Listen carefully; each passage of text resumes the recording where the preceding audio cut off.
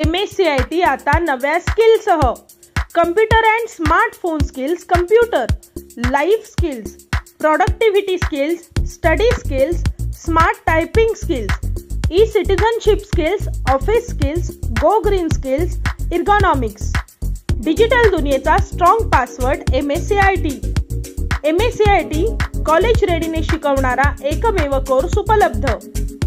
21व्या शतकातील daily life skill शिकण्यासाठी कुटुंबातील प्रत्येकानं नवीन MSCIT कोर्सला प्रवेश घेतलाच पाहिजे. माध्यमिक शाळेतील विद्यार्थ्यांसाठी आणि सर्वांसाठी MSCIT ठरतोय मदतीचा हात. नवीन स्टडी स्किल आत्मसात करणं अत्यावश्यक. नवीन स्टडी स्किल विषयी सर्व माहिती MKCLच्या नवीन MSCIT मध्ये. आर्टिफिशियल इंटेलिजन्सचा प्रभावी वापर. चला तर मग प्रवेशासाठी आजच नजीकच्या MSCIT केंद्राशी संपर्क साधा.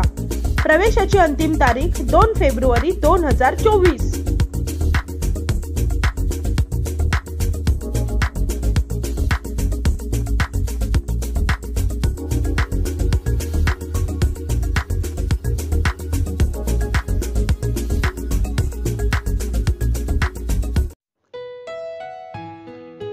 पंढूरमधील जीवन आनंद संस्था सविताश्रम रस्त्यावरील निराधार आणि वंचित मनोरुग्ण व्यक्तींच्या पुनर्वसनासाठी कार्य करते.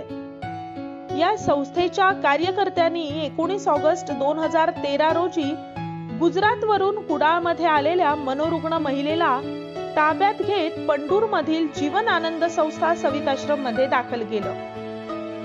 ही महिला कुडाळ पोस्ट ऑफिस समोर रस्त्यावर साफसफाई करताना आढळली. या महिलेचं नाव मेथीबेनी. जीवन आनंद संस्था संचलित आनंदाश्रम मध्ये तिला ठेवण्यात आलं.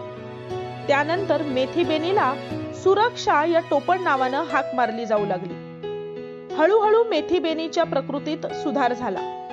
मेथीबेनी म्हणजेच सुरक्षा ही जीवन आनंद संस्था सविताश्रम मध्ये सर्वांसोबत सलोख्यानं आणि प्रेमानं वागू लागली. तिला काम करायला, कष्ट करायला खूप आवडत असे. नित्यनेमानं गाईला चारा वगैरे ती देत असे.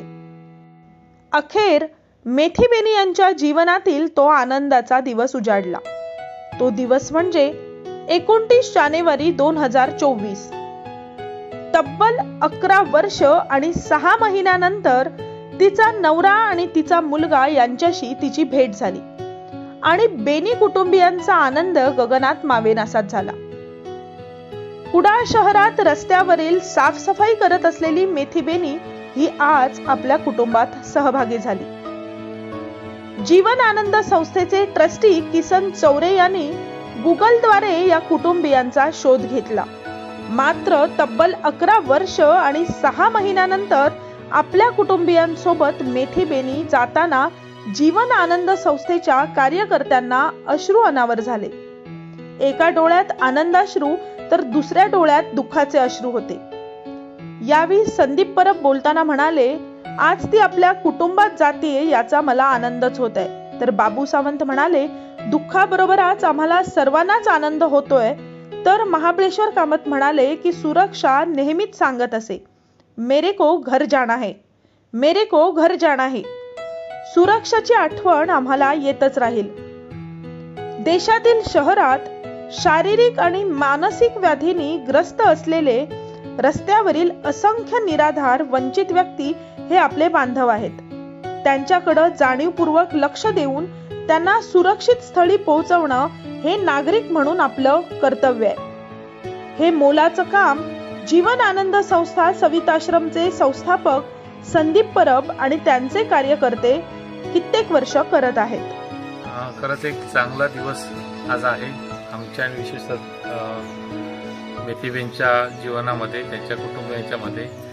मला आठवतं एक कुडाळनं फोन आला संध्याकाळी 7-7:30च्या दरम्यान. मग माझे सहकारी आशिष कांबळी, उषा सुपल, त्यावेळेच्या नीता गावडे आणि गौरी परब आम्ही काही जण गेलो तिथे. आणि कुडाळ पोस्ट ऑफिसच्या समोर ते एक विक्षिप्त अवस्थेमध्ये होती. कपडे धड नव्हते, अस्वच्छ होती, कचरा वेचत होती.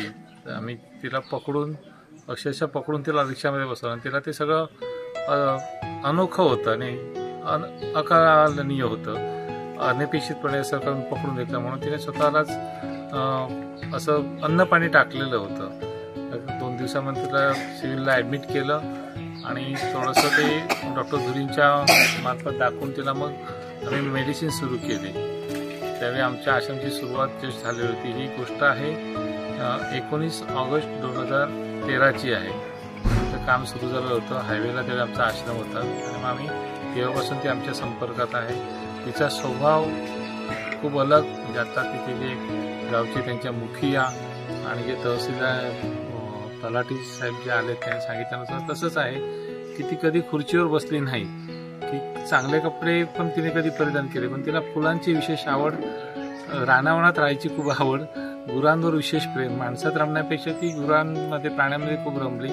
आमच्या एकदम मरणाऱ्या गुरांना तिने चारा पाणी देऊन तिने वाचवलेलं आहे. आणि आज आमचे सगळे सहकार्यानेही दुःख होत आहे की ते आमच्या एवढ्या 13 वर्षामध्ये खूप मोठा कालावधी होता आहे आणि त्या कालावधी सगळ्यांशी ऋणानुबंध जपलेले असतात, बांधलेले असतात. आणि तिचं विशेष म्हणजे तिच्या स्वभावामुळे प्रत्येक कार्यकर्त्याला ती आवडायची. आपली सुरक्षा बहीण म्हणून ती सगळे सांभाळायची तिला. आणि विशेष म्हणून आम्ही तिच्या नावाचं आम्ही सुरक्षा नाव ठेवलेलं. म्हणून मुंबईचा आमच्या नवीन प्रकल्प जो मुलांचा सुरू झालेला आहे सांताक्रूजला, त्याचं नाव आम्ही सुरक्षा प्रकल्प दिलं, कारण एवढा तिचे सगळ्यांच्या मनावर गारुडी आहे. असं तिचं आज ती घरी जाते. आम्हाला जर वाईट वाटलं तरी आपल्या ते कुटुंबात जाते. आम्हाला ते पचवणं थोडंसं कठीण आहे, विसरणं खूप कठीण आहे आम्हाला सगळे काही दिवस, पण ते ॲक्सेप्ट आहे, ते आम्ही सगळ्यांनी केलंच पाहिजे. कारण जीवनानंद संस्थाचं हेच ब्रीद आहे की रसाच्या निराधारांचं पुनर्वसन करणं. आणि आश्रमात पुनर्वसनापेक्षा घरात पुनर्वसन होतं, हा सगळ्यात मोठा आनंदाचा क्षण असतो. आनंद संस्था संचालित सविता आश्रम पणदूर या कुटुंबातील एक सदस्य गेली 10 वर्ष आमच्या इथे होती. 10 वर्षात मनोरुग्ण असल्यामुळे विविध समस्याला आम्ही त्याचं तोंड देऊन त्यांना पूर्णपणे बरं केलेलं आहे. आज दुःखाबरोबर संदीप सर जसं म्हणाले तसं एक आनंदही आहे की ती एक आपल्या स्वतःच्या फॅमिलीमध्ये जाते. त्या कुटुंबात ओढवलेला जो तिच्यावर एक प्रसंग होता, त्यातून ती मनोरुग्ण झाली, पण आतून माणूस म्हणून तो अतिशय स्वाभिमानी होती. असं झालं की तिला मधून आम्ही नौके होतो, भाषा नौकी होती, तिला कळत नव्हतं, ती मधून पळून जायची, पण 2-3 दिवसांनी ती परत यायची. परत येताना एवढा स्वाभिमान होता, ती इथे गेटवर यायची पण गेटच्या आतमध्ये नाही यायची. आमचा स्टाफ ज्यावेळी घ्यायला जायचा त्याच वेळी ती यायची, एवढे स्वाभिमान होते तिचं. सर म्हणालं तसेच त्यांचं गुरांवर, शेतीवर अपार प्रेम होतं. त्यामुळेच आज आमचे जे काही स्टाफ आहेत, ज्यांच्या स्टाफबरोबर कंटिन्युटी राहायची, त्यांच्यात खरोखर एका अर्थाने आनंदाश्रूही आहेत आणि एका डोळ्यात दुःखही आहे. कारण आमच्या फॅमिलीमधला, आमच्या कुटुंबातला, सविता आश्रमच्या कुटुंबातली एक व्यक्ती आज जाते. ओके, धन्यवाद. आतापर्यंत जीवनानंद संस्थेने बऱ्याच जणांचं पुनर्वसन केलं, पण सुरक्षाबद्दल सांगायचं म्हणजे आता जो सगळा माझे सहकारी कर्मचारी आहेत एवढे भावूक कधीच झाले नव्हते. कारण मी तिला गेली 7 वर्ष ओळखतोय. तिने कुठल्या वस्तूला कधी हट्टीपणा केला नाही. एखादी वस्तू मला पाहिजे, तिला दिली, मला का नाही दिल्या, किंवा ती स्वतःची काळजी करत होती. त्याशिवाय सहकाऱ्यांची सुद्धा, बरोबरच्या सोबत असलेल्या आश्रित बांधवांची सुद्धा काळजी करत होती. त्याचबरोबर जनावरं, पक्षी ह्यात ती खूप रमायची. आज सांगायचं म्हणजे तिथे पुनर्वसन प्रकल्पात अणावमध्ये काही जनावरं आहेत, तिला चारा घालणे, पाणी देणे, लहान वासरांना व्यवस्थित त्यांची काळजी घेणे, हे सगळं ती करायची. प्रत्येकाच्या मनात ती सुरक्षा एवढी बसलेली होती की मी तिथे गेल्यानंतर मला ती कायम हल्ली विचारायची की घर जन आहे, भाई घर जन आहे. नवीन एखादी वस्तू दिल्यानंतर तिला खूप आनंद व्हायचा. ते आम्ही भगिनी म्हणून कायम तिला त्या देत होतो, काय तिच्या उपकार करत नव्हतो, ते आमचं कर्तव्य आम्ही समजायचो.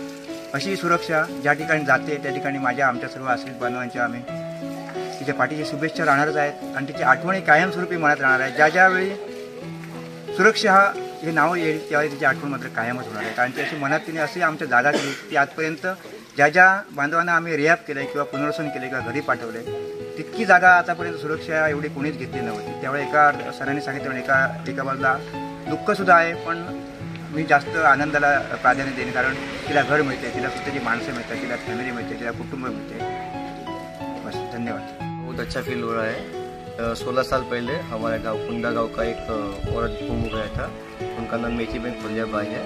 और लगभग 15 दिन पहले हमको गवर्नमेंट के प्रांत अधिकारी द्वारा पता चला था कि एक ऐसा बहन है जो पंडूर महाराष्ट्र में मतलब संस्था में रहते हैं।